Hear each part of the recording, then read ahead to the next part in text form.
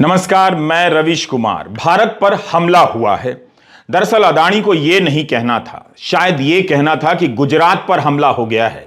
तब 2-3 नेता तो मैदान में आ ही जाते, उसमें भी 6 करोड़ या 7 करोड़ की संख्या जोड़ देते तो 413 पन्नों के जवाब तैयार करने की मेहनत से बच जाते। बल्कि प्रधानमंत्री मोदी अभी भी कह सकते हैं कि गुजरात को बदनाम किया जा रहा है। चल क्या रहा है इस देश में? अदानी कहते हैं भारत पर हमला हुआ है, लेकिन कोई उनके साथ सार्वजनिक रूप से खड़ा तक नजर नहीं आता। कम से कम गुजरात के नाम पर 2 लोग तो खड़े हो ही सकते थे। गौतम अदानी के कारण संसद नहीं चली, गौतम अदानी के कारण बाजार नहीं संभला। क्रेडिट सुइस के बाद अमेरिका के सिटी बैंक ने भी अदानी समूह को लोन देने से हाथ खींचा है, ऐसी खबर आई है। शेयर बाजार खुलने से पहले अदानी समूह के प्रमुख गौतम अदानी का वीडियो आया, लेकिन उसके बाद भी मार्केट में उनके शेयरों के दाम संभल नहीं सके। सेबी जांच करेगी, इस तरह की ऑफ रिकॉर्ड खबरें आती रहीं। रिजर्व बैंक ने उन बैंकों से जानकारी मांगी है जिन्होंने किसी न किसी रूप में अदानी ग्रुप में निवेश किए हैं। इन खबरों के बीच आज सुबह गौतम अदानी ने वीडियो जारी कर दिया और एफपीओ वापस लेने के बारे में जानकारी दी। कहा कि कंपनी का बही खाता एकदम दुरुस्त है, चिंता की कोई बात नहीं। The fundamentals of our company are very strong. Our balance sheet is healthy and assets robust. Our EBITDA levels and cash flows have been very strong, and we have an impeccable track record of fulfilling our debt obligations. Adani समूह के पास जो संपत्तियां हैं वो काफी सुरक्षित मानी जाती हैं। बंदरगाह से लेकर एयरपोर्ट तक ये सब कुछ जमीन एसेट से जुड़ी हुई है। कई और लोगों ने कहा कि कंपनी मजबूत है, तो क्या इस मजबूती के दम पर अदानी फिर से उस जगह को हासिल कर लेंगे? एक सप्ताह के भीतर 80 से 100 अरब डॉलर का झटका बताया जा रहा है। क्या उसे फिर से वापस पाया जा सकता है? कल जब अदानी समूह की तरफ से बयान आया कि एफपीओ वापस लिया जा रहा है, तब उसमें कहा गया कि शेयरों के दामों में गिरावट को देखते हुए नैतिक रूप से सही नहीं लगता कि निवेशकों को नुकसान हो। मगर आज जब गौतम अदानी ने वीडियो जारी किया, उसमें मोरली करेक्ट की जगह करेक्ट कहा, क्योंकि काफी आलोचना हो गई कि नैतिक रूप से सही नहीं लगता। इसका ख्याल अब क्यों आया है? लोगों ने कहा कि जब शेयरों के दाम गिर रहे थे, तब तो आपके सीएफओ बयान दे रहे थे कि एफपीओ वापस नहीं होगा, तब नैतिक रूप से नहीं सोचा गया। आप देख रहे हैं रवीश कुमार ऑफिशियल। हम यूट्यूब और फेसबुक पर हर जगह मौजूद हैं। आज के वीडियो में गौतम अदानी कॉरपोरेट सूट में नजर नहीं आए, बल्कि कुर्ता पजामा और बंडी में दिखे। वे सूट बूट वाले उद्योगपति की तरह कैमरे पर नहीं आए। कुछ दिन पहले 2 टीवी चैनलों को इंटरव्यू दिया, तब अदानी सूट बूट में नजर आए, एक सफल उद्योगपति की तरह नजर आ रहे थे। मगर आज कुर्ता पाजामा पहने हुए थे। गौतम अदानी ने अपने बयान के अंत में जय हिंद कहा है।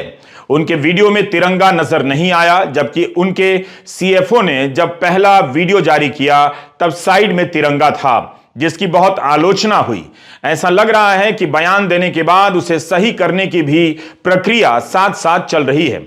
जिस तरह से मैं यूट्यूब वीडियो में गलती होने के बाद सही करने की प्रक्रिया का पता लगाता रहता हूं, लगता है अदानी समूह भी इस प्रक्रिया से गुजर रहा है। मूल बात यह है कि 413 पन्नों के जवाब से भी अदानी बाजार को भरोसा नहीं दिला पाए। उनके शेयर गिरते चले गए। अब किसी को याद नहीं कि 413 पन्नों के जवाब में क्या कहा गया था। जब यह नहीं चला तो गौतम अदानी ने खुद अपना वीडियो बनाया, उसका भी बाजार पर भरोसा नहीं हुआ, असर नहीं हुआ। क्या जो हो रहा है केवल हिंडनबर्ग की रिपोर्ट का असर है, या कुछ ऐसा भी है जो अभी सार्वजनिक रूप से हम या आप नहीं जानते हैं? भारत पर हमला कहा गया, मगर भारत तो अदानी के पीछे एकजुट नजर नहीं आ रहा है। अदानी अगर मेरी बात मान सकते हैं तो उन्हें अब बता देना चाहिए कि किस किस पार्टी को कितना कितना चंदा दिया है। इलेक्टोरल बॉन्ड में यह गुप्त रहता है, मगर अदानी तो बता ही सकते हैं कि किस किस को पैसा दिया, और लोग उनके बुरे वक्त में उनके साथ नहीं खड़े हैं। सबसे ज्यादा सैड बात यही है, मीडिया की अलग अलग रिपोर्ट के अनुसार करीब 1 सप्ताह में अदानी ग्रुप के शेयरों के भाव में 80 से 100 अरब डॉलर की गिरावट आई है। मगर उससे भी बड़ा झटका कुछ और है, सिटी बैंक और क्रेडिट सुइस का फैसला। दुनिया के दो बड़े बैंकरों ने अदानी ग्रुप के बॉन्ड को मान्यता नहीं देने की घोषणा की। यह केवल अदानी ग्रुप के लिए झटका नहीं है, बल्कि भारत के कॉरपोरेट गवर्नेंस की साख को भी गहरा धक्का पहुंचाता है। क्रेडिट सुइस स्विट्जरलैंड का एक बड़ा सा बैंक है। हमने भी सोचा जरा इसकी तस्वीर तो देखें, जिसने भारत के सबसे बड़े कॉरपोरेट घराने के बॉन्ड के बदले लोन देने से इनकार कर दिया है। हम कहां जा पाते यहां? ना ही हमारे पास कोई ग्लोबल चैनल है, मगर ग्लोबल दर्शक तो हैं। इसलिए हमने सुनीता जी को जगाया और कहा कि क्रेडिट सुइस के दफ्तर का विजुअल चाहिए, वीडियो चाहिए। सुनीता जी हमारे YouTube चैनल की दर्शक हैं। वो झट घर से निकली और यहां आ गईं।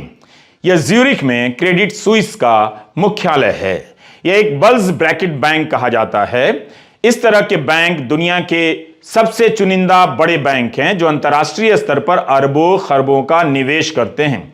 दुनिया के सबसे अमीर लोग और कंपनियां इनके क्लाइंट होते हैं। इन बैंकों के नाम आप जानते हैं, Deutsche Bank, Morgan Stanley, Bank of America इत्यादि इत्यादि। क्रेडिट स्विस भी ऐसा ही एक नामचीन बैंक है जो दुनिया भर में अरबों डॉलर का निवेश करता है। हाल के वर्षों में क्रेडिट सुइस ने कई रिस्की बेट्स लगाई हैं और निवेशकों का पैसा डुबाया भी है। जैसे ग्रीनसिल कैपिटल में $10 बिलियन का निवेश किया और कंपनी 2021 में दिवालिया हो गई। इसी तरह आर्केगोस कैपिटल मैनेजमेंट जब 2021 में क्रैश कर गई, तब क्रेडिट सुइस ने $5.5 बिलियन का नुकसान उठाया। इसी सब के चलते क्रेडिट सुइस की मार्केट वैल्यू पिछले कुछ वर्षों में कमजोर भी हुई है। क्रेडिट सुइस ने पिछले साल नवंबर में 2025 तक 9,000 लोगों को नौकरियों से निकालने की घोषणा की है। तो क्या इन अनुभवों को देखते हुए क्रेडिट सुइस ने तय किया है कि अदानी समूह के बॉन्ड के बदले लोन नहीं देना है? यह कोई साधारण खबर तो नहीं थी। इसके आते ही हाहाकार मच गया। आज एक और खबर आई है। रॉयटर्स ने लिखा है कि उन्होंने खुद यह मेमो देखा नहीं है, लेकिन सूत्रों ने बताया है कि उसमें लिखा है कि बैंक वो अदानी ग्रुप द्वारा जारी की गई सभी सिक्योरिटीज की लेंडिंग वैल्यू को त्वरित रूप से हटा रहा है। यह भी लिखा है कि बैंक के अनुमान के मुताबिक इसका उसके मार्जिन लेंडिंग पोर्टफोलियो पर सीमित असर पड़ेगा। सूत्रों के हवाले से आने वाली खबरों को सतर्कता के साथ देखा जाना चाहिए। बात यहां साख की है। अगर क्रेडिट सुइस और सिटी बैंक इस तरह के कदम उठा रहे हैं तो भारत की छवि पर भी सवाल उठ रहा है। अगर भारत की सेबी ने जांच की होती, सार्वजनिक रूप से कहा होता, तो दुनिया को भरोसा होता कि भारत फ्रॉड के आरोपों को गंभीरता से ले रहा है। ये सभी स्विट्जरलैंड में छपने वाले अखबारों की तस्वीरें हैं। यहां 3 आधिकारिक भाषाएं हैं, फ्रेंच, जर्मन और इटालियन। जर्मनी में छपने वाला अखबार यहां काफी बड़ा है। नाम है नॉय जुर्खर ज़ॉइतुंग। 20 मिनटन भी काफी पढ़ा जाता है। इन पन्नों पर अदानी की खबरें हैं। एक और जर्मन अखबार टागेस अंटजाइगर की हेडलाइन है कि एक सप्ताह में $32 अरब करीब हो गए, लेकिन अब फाइट बैक कर रहे हैं। अंटजाइगर ने बेहद साहित्यिक अंदाज में मोदी और अदानी के संबंधों के बारे में लिखा है।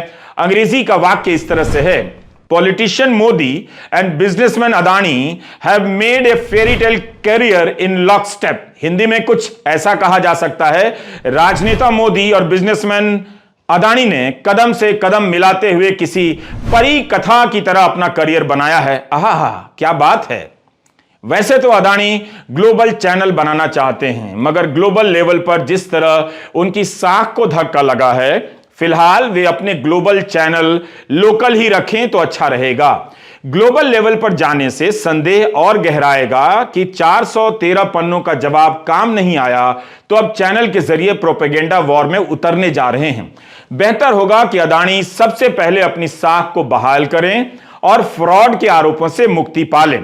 लेकिन जिस एफपीओ के सब्सक्राइबर पूरे होने पर वाहवाही हुई, उसकी वापसी भी संदेह के घेरे में आ गई है। उसे लेकर भी सवाल उठ रहे हैं कि कौन पैसा लगाया था। यह आरोप भी कम गंभीर नहीं है। जैसा कि आपको हमने हर वीडियो में कहा है कि इस तरह के मुद्दों के कुछ पहलुओं को हम नहीं समझते, इसलिए चूक हो सकती है। इसलिए जो भी जहां भी छप रहा है हम एक जगह जमा कर रहे हैं ताकि हम और आप यह जान सकें कि किस तरह के सवाल उठाए जा रहे हैं। हमारा इरादा किसी भी तरह से आपके निवेश के फैसले को प्रभावित करना नहीं है। फोर्ब्स की पत्रिका की सूची में अदानी दुनिया के अमीरों में तीसरे नंबर पर थे, अब फिसलकर 16वें नंबर पर आ गए हैं। इसी फोर्ब्स के जॉन हायट ने 1 फरवरी को एक लंबी रिपोर्ट लिखी। दावा किया कि इस बात के सबूत हैं कि अदानी ग्रुप ने अपने ही शेयर सेल में खरीदी की है। हिंडनबर्ग ने अपनी रिपोर्ट में जिन 2 कंपनियों पर अदानी ग्रुप के साथ मिलकर अकाउंटिंग फ्रॉड और स्टॉक मार्केट में हेराफेरी का इल्जाम लगाया है, वे दोनों अदानी ग्रुप के एफपीओ में अंडरराइटर बताई गई हैं। एक का नाम Elara capital India private limited है, जो कि इंग्लैंड की निवेश कंपनी एलारा कैपिटल की सहायक कंपनी है, और दूसरी है मोनार्क नेटवर्थ कैपिटल।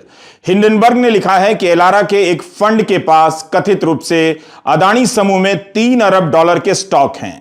413 पन्ने के अपने जवाब में अदानी समूह ने एलारा से किसी तरह के संबंध को नकार दिया था। फिर आज देर शाम खबर आई कि इंग्लैंड के पूर्व प्रधानमंत्री बोरिस जॉनसन के भाई जो जॉनसन, जो कि एलारा कैपिटल के निदेशक थे, उन्होंने हिंडनबर्ग रिपोर्ट से हुए विवाद के चलते अपने पद से इस्तीफा दे दिया है। अगर दोनों कंपनियों के बीच कोई संबंध ही नहीं तो फिर जॉनसन साहब को इस्तीफा देने की जरूरत क्यों पड़ रही है? क्या अदानी समूह से जुड़ी कोई कंपनी अपना शेयर बेचकर अदानी समूह का एफपीओ ले रही थी? अगर ऐसा है तो गौतम अदानी को एक और वीडियो बनाकर इसे साफ करना चाहिए। यह तो और भी गंभीर आरोप है, खासकर ऐसे समय में जब उनकी कंपनियों पर फ्रॉड के आरोप लग रहे हों। कहीं इसी वजह से भी एफपीओ वापस तो नहीं लिया गया है। एफपीओ को वापस लेने से एफपीओ की खबरें खत्म नहीं हो गई हैं, बल्कि इससे जुड़ी खबरें अभी भी आ रही हैं कि भारत के कॉरपोरेट जगत के अंदर खाने में क्या क्या चल रहा है, उसकी भी झलक मिल रही है। बिजनेस स्टैंडर्ड और ब्लूमबर्ग ने अपनी रिपोर्ट में लिखा है कि एफपीओ में सबसे ज्यादा रुचि नॉन इंस्टीट्यूशनल इन्वेस्टर्स ने दिखाई है, जिन्होंने अपने कोटा से 3.26 गुना खरीदी की है। अल्ट्रा हाई नेटवर्थ वाले इन लोगों के नाम बताए गए हैं: अंबानी, सज्जन जिंदल, सुनील मित्तल, सुधीर मेहता और पंकज पटेल। ब्लूमबर्ग ने सूत्रों के हवाले से लिखा है कि यह एक साइन ऑफ सॉलिडेरिटी के रूप में किया गया है। लिखा है कि सज्जन जिंदल और सुनील मित्तल ने आखिरी समय पर एफपीओ में खरीदी की, जिससे अदानी की एफपीओ बिक्री पूरी हो सकी। यह सब कुछ गोपनीय सूत्रों के हवाले से छपा है। जहां भी सूत्र है वहां अतिरिक्त रूप से आप सतर्क रहें। लिखा गया है कि यह निवेश उनके निजी फंड में से किया गया, ना कि उनके द्वारा संचालित कंपनियों से। क्या यह सामान्य घटना है? यह भी अपने आप में बड़ी घटना है कि अदानी को बचाने के लिए कई बड़े उद्योगपति अपने निजी फंड से अदानी के एफपीओ में पैसे लगा रहे हैं। ध्यान रहे, म्यूचुअल फंड ने पैसा नहीं लगाया।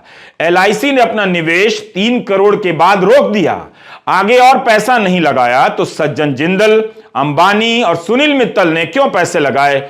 अगर लगाए हैं तो हमारा सवाल है कि यह बिजनेस सेंस से लिया गया फैसला है या पॉलिटिकल हंटर के कारण लिया गया फैसला है? भारत के खिलाफ हमले के जवाब में उद्योगपति आपस में मिलकर लड़ रहे हैं, या सरकार आपस में लड़ने वाले या प्रतिस्पर्धा रखने वाले इन उद्योगपतियों को मिलकर बचाने के लिए कह रही है, एक दूसरे के साथ आने के लिए कह रही है? यह सब सवाल हैं। ब्लूमबर्ग में एंडी मुखर्जी ने लिखा है कि दुनिया की सबसे बड़े लोकतंत्र में अब अरबपतियों का भाईचारा बन गया है, ब्रदरहुड ऑफ बिलियनर्स। एक आफत में पड़ता है तो दूसरे आ जाते हैं बचाने के लिए। लिखा है कि अबू धाबी का शामिल होना पहले से ही पता था। हैरानी यह है कि भारत के अरबपति आखिरी मिनट पर अपने साथी के बचाव में आ गए। गरीबों के बीच भाईचारा खत्म किया जा रहा है आप लोगों के बीच। इसके लिए रोज इन अमीरों के चैनलों से हिंदू मुस्लिम का नफरत परोसा जाता है। दूसरी तरफ अरबपतियों के बीच भाईचारा बन रहा है। एक सवाल यह भी है कि भारत के सारे अमीर मिलकर भी बाजार में अदानी की साख नहीं बचा सके। इन अमीरों की क्या साख है, इस पर भी बहस हो सकती है। हम अरबपतियों के इस भाईचारे पर वापस लौट रहे हैं बहुत जल्दी, लेकिन पहले आज के हमारे प्रायोजक की सूचना। पेंडोरा पेपर्स के अलावा पनामा पेपर्स में भी विनोद अदानी का नाम आया था। आपको याद होगा 2016 में यह इन्वेस्टिगेशन दुनिया भर के पत्रकारों ने मिलकर किया, जिसमें अरबों के ऑफशोर लेन देन का ब्यौरा था। अगर आप इस रिपोर्ट को और गहराई से समझना चाहते हैं तो कुकू एफएम की पनामा पेपर पर या audio book Panama papers explained सुन सकते हैं। इस किताब में कई पत्रकारों के काम और रिपोर्टों को आपके लिए एक जगह संग्रहित किया गया है और आसान भाषा में समझाया गया है। कुकू एफएम एक भारतीय ऑडियो शो प्लेटफॉर्म है जहां पर हिंदी सहित भारत की कई भाषाओं में 10,000 से भी ज्यादा ऑडियो शोज का संग्रह मौजूद है। अगर आप कुकू एफएम की वेबसाइट पर स्क्रीन पर दिखाई जा रहे कूपन कोड का इस्तेमाल करेंगे तो आपको पहले महीने की मेंबरशिप पर 50% का डिस्काउंट मिलेगा और 49 रुपए में आप कुकू एफएम पर मौजूद ऑडियो बुक सुन सकेंगे। इसका लिंक नीचे डिस्क्रिप्शन बॉक्स में भी हमने दे दिया है। हम साफ कर रहे हैं कि हमारे कार्यक्रम पर प्रायोजक का कोई दबाव और प्रभाव नहीं है। आप भी हमेशा समझबूझ कर ही किसी उत्पाद के बारे में फैसला करें, शर्तों और खूबियों को ठीक से समझ लें। इतना ही नहीं, बाजार से जुड़ी हर खबर को ठीक से समझा कीजिए, वक्त दीजिए, किताबें पढ़िए, खबरों को ध्यान से देखिए। अब देखिए, बिल एकमन खरबपति निवेशक हैं। इन्होंने बुधवार को ही कह दिया कि उन्हें इस बात से हैरानी नहीं होगी अगर अदानी समूह एफपीओ खरीदने के नाम पर जालसाजी कर ले। कुछ वास्तविक संस्थाएं तो होंगी जैसे अबू धाबी की इंटरनेशनल होल्डिंग कंपनी, लेकिन कुछ जालसाजी भी हो सकती हैं। उनके ट्वीट का यही मतलब निकलता है हिंदी में। यह हालत हो गई है, सारे सवाल सार्वजनिक हैं मगर खबरें off record. India is now an off record democracy with only on record is चापलूसी। इसे लिखकर पर्स में रख लीजिए। आप इन्हें जानते होंगे, माधवी पुरी बुच, सेबी की पहली महिला प्रमुख। 2022 में इनके प्रमुख बनते ही अखबारों की हेडलाइन रंग गई कि सेबी में कोई क्रांतिकारी बदलाव हो गया है। होना भी चाहिए था, शेयर बाजार के शीर्ष पर कोई महिला पहुंची हैं, यह बदलाव तो है ही। हालांकि निफ्टी की पूर्व सीईओ चित्रा रामाकृष्णन तो पिछले साल से जेल में हैं, लेकिन आज सेबी के सामने 21वीं सदी की सबसे बड़ी घटना है। मगर 8 दिन में यह संस्था सार्वजनिक रूप से भारत के निवेशकों को भरोसा नहीं दिला सकी। ऑफ रिकॉर्ड तो खबरें आ रही हैं कि सेबी ने जानकारी लेनी शुरू कर दी है, जांच वगैरह शुरू कर दी है, मगर ऑन रिकॉर्ड या सार्वजनिक रूप से सेबी ने कुछ नहीं कहा है। आखिर सेबी को कितना वक्त चाहिए? 24 जनवरी को हिंडनबर्ग की रिपोर्ट आ गई, आज 2 फरवरी है। यह हाल है भारत की इस नियामक संस्था का। 8 दिनों में भी सार्वजनिक बयान नहीं आ सका है। रॉयटर्स की खबर भी ध्यान में रखिए कि सेबी अदानी के शेयरों में हेराफेरी की संभावना की जांच कर रही है। यह सब सूत्रों के हवाले से खबरें आई हैं। इतने सालों से सेबी क्या कर रही थी? उसने कुछ तो जांच की होगी कभी। महुआ मोइत्रा ने जून 2021 में पत्र तो लिखा था, तब जांच की बात कही गई थी सेबी की तरफ से। उसका क्या हल निकला वही तुरंत बता दिया जा सकता था। उसी जांच के हवाले से सेबी बयान दे देती, निवेशकों को भरोसा दे सकती थी। क्या सेबी जैसी संस्था विपक्ष के सांसदों को गंभीरता से नहीं लेती है? आमतौर पर विपक्ष के नेताओं के मामले में जांच एजेंसियां कितनी अच्छी तरह से अपने आप काम करने लग जाती हैं, जैसे विपक्ष को देखते ही कोई ऑटोमेटिक बटन दब जाता हो। तो क्या अदानी के कारण सेबी और अन्य एजेंसियां हरकत में नहीं आ पा रही हैं? लोगों के पैसे डूबते जा रहे हैं, सेबी की तरफ से कोई सार्वजनिक बयान तक नहीं आता है। आज कई विपक्षी दलों ने मांग की कि सरकार जांच के आदेश करे और संसद में बहस हो। कांग्रेस, समाजवादी पार्टी, एनसीपी, तृणमूल, आम आदमी पार्टी, सीपीआई, सीपीएम और डीएमके ने जांच की मांग की है। इस बात को लेकर संसद में हंगामा हुआ और सदन की कार्यवाही स्थगित करनी पड़ी। और जो ये एलआईसी, एसबीआई, दूसरे बैंक जो सरकारी इंस्टीट्यूशन है ये है, इसकी एक जांच होना चाहिए। इसके लिए हम इस चर्चा में डिमांड करना चाहते हैं, या तो ज्वाइंट पार्लियामेंट्री कमेटी हो या सुप्रीम कोर्ट के जो चीफ जस्टिस है उनके नेतृत्व में इसकी इंक्वायरी हो और डे टू डे रिपोर्ट भी जनता के सामने रखे। अब आते हैं शेयर बाजार पर। बाजार खुला नहीं कि लोग बंद होने का इंतजार करने लगे। यह देखने के लिए 2 फरवरी को 1 फरवरी से ज्यादा शेयर गिरता है या कम शेयर गिरता है, या अदानी के वीडियो आने के बाद बाजार अदानी पर भरोसा करता है, लोगों की नजर शेयर बाजार पर थी। मगर ऐसा कुछ भी नहीं हुआ। कल अदानी क्या करेंगे यह कल की बात होगी, मगर आज तक यानी हिंडनबर्ग की रिपोर्ट आने के 8वें दिन तक वे बाजार में भरोसा पैदा नहीं कर सके। ना तो 413 पन्नों की रिपोर्ट से भरोसा पैदा कर सके और ना ही 4 मिनट के अपने वीडियो से। अदानी ग्रुप की सभी 7 लिस्टेड कंपनियों के स्टॉक में आज भी भारी गिरावट देखी गई है। अदानी एंटरप्राइजेस 26.7% नीचे गिरा है। अदानी एंटरप्राइजेस का एक शेयर कल 2135 रुपए का था, कभी तो 32 रुपए से अधिक का था, आज करीब 1565 रुपए का हो गया। इसी तरह Adani power, Adani port, green, total gas, Wilmer transmission में आज 5 से 10% की गिरावट दर्ज हुई है। गौतम अदानी के निवेशकों को वीडियो संदेश देने के बावजूद बाजार बंद होते होते अदानी ग्रुप के शेयर नहीं संभल सके। गनीमत है कि आज एसबीआई और एलआईसी के शेयर नहीं गिरे। ब्लूमबर्ग ने आज सूत्रों के हवाले से एक और रिपोर्ट छापी है कि भारतीय स्टेट बैंक ने अदानी को $2.6 बिलियन यानी 21,000 करोड़ से भी अधिक रुपया लोन में दिया है, जो कि नियमों के तहत तय की गई राशि का करीब आधा है। एसबीआई के कॉर्पोरेट बैंकिंग के एमडी स्वामीनाथन जे ने भी कुछ दिन पहले यही बयान दिया था।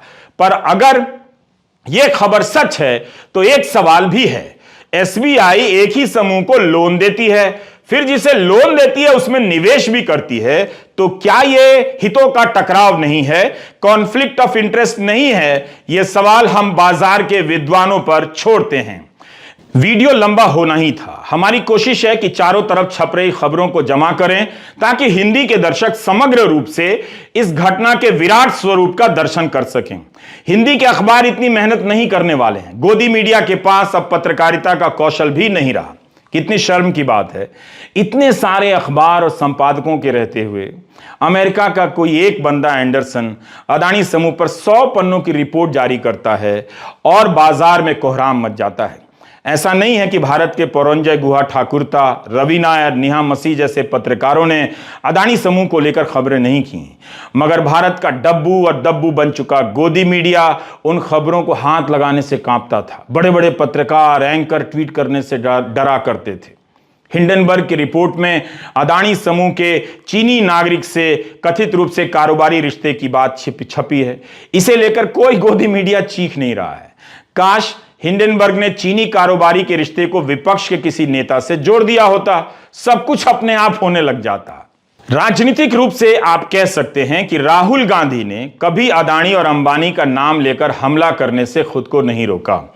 इसी 1 जनवरी को राहुल गांधी ने कहा कि पूरा देश जानता है ये नरेंद्र मोदी जी की नहीं, अदानी अंबानी की सरकार है। ये सच्चाई है और इनका पूरा लक्ष्य इनका आपके ध्यान को इधर उधर करना है।